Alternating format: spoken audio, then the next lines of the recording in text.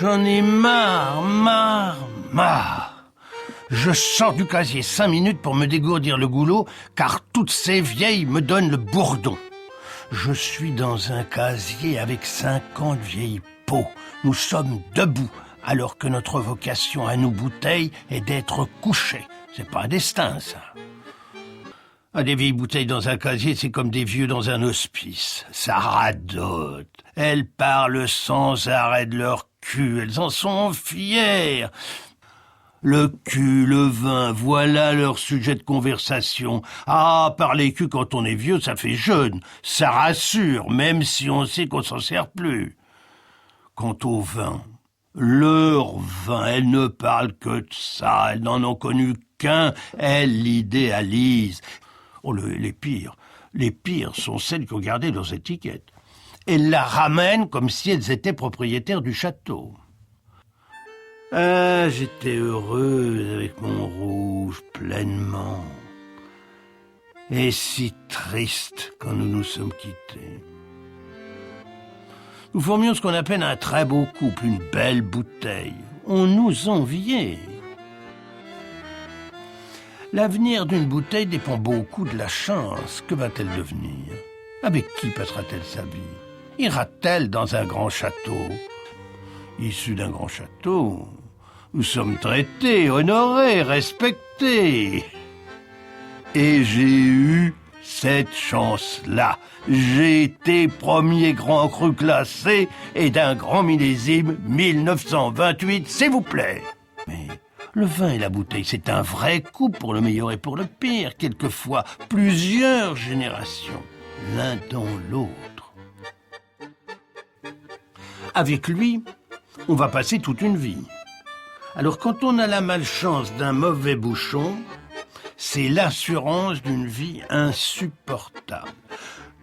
Les imprécations du buveur qui découvre le vin bouchonné sont terribles, proportionnelles à ses espérances. Mais quand il est bon, les perspectives de bonheur apaisent le buveur, il s'achemine vers l'orgasme. L'explosion aura bien lieu. Nous avons eu de la chance, car nous nous sommes tout de suite retrouvés dans une très belle cave, celle d'un esthète. Il aimait le vin, il parlait de nous comme d'êtres humains, jamais un mot déplacé.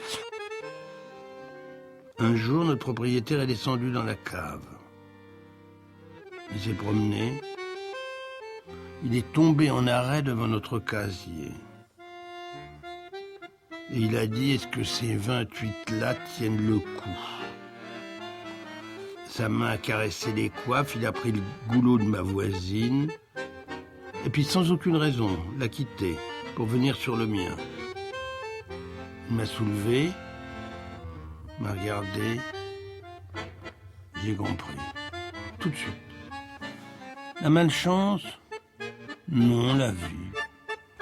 Ça aurait pu être l'autre, c'était moi. Le lendemain soir, nous avons été transportés dans le salon. L'homme était seul. L'homme était onaniste. Il avait décidé de nous traiter en tête à tête, juste nous trois. Un verre, très simple, très beau, en cristal bien sûr, seul sur une table, m'a confirmé mon pressentiment. Et puis j'ai vu,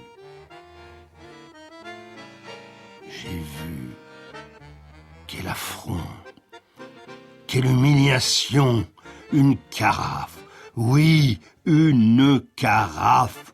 J'ai senti son regard, insolent, fier, méprisant, prétentieux, un air de dédain et de mépris. Mon vin de 50 ans allait me cocufier avec une carafe.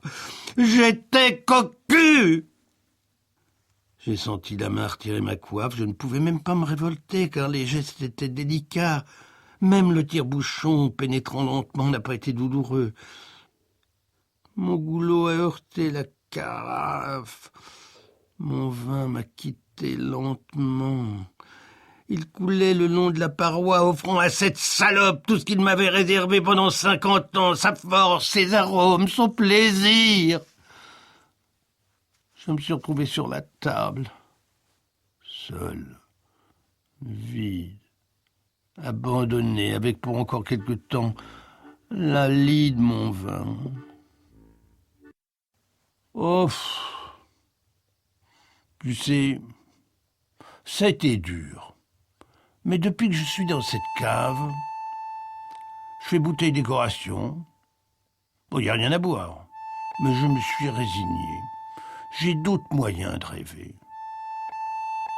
Comment je fais? J'appelle mon nuage. Je monte dessus. Et je lui dis, montre-moi la vie. Quoi et alors? Elle est belle, et j'ai encore envie d'en profiter.